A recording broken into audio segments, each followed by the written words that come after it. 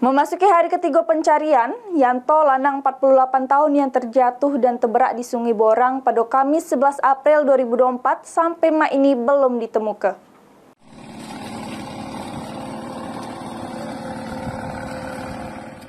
Peristiwa korban diduga wong terberak di Sungai Borang, Kecamatan Sako, Kota Palembang. Tim Basarnas Kota Palembang sampai hari ketiga pencarian mak ini belum pacak nemu ke korban.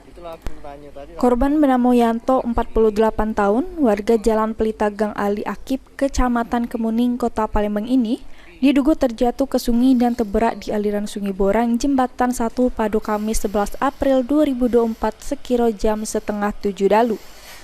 Komandan Tim Basarnas Kota Palembang, Kemas Ismail, mengungkap ke pihaknya di hari ketiga ini sudah melakukan pencarian dari jam 6 pagi sampai sekarang. Namun, mak ini belum ada tanda-tanda korban ditemukan. Ditambahkannya, selama pencarian pihaknya sudah menyusuri sungai sejauh 3 km dari arah Ulu dan Ilir. Sejauh ini belum ditemukan kendala selama proses pencarian.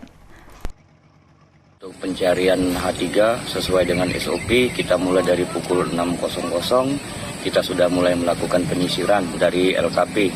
Nah, untuk arus di Sungai Borang ini harusnya ada Ulu dan Ilir.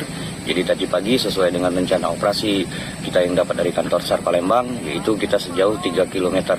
Dan sudah kita sisir 3 km, tapi untuk tanda-tanda korban itu masih nihil sampai dengan saat ini. 3 km itu ke arah Ilir atau Ulu? Jadi 1,5 km ke arah utara, 1,5 km ke arah selatan, seperti itu. Ada kendala nggak?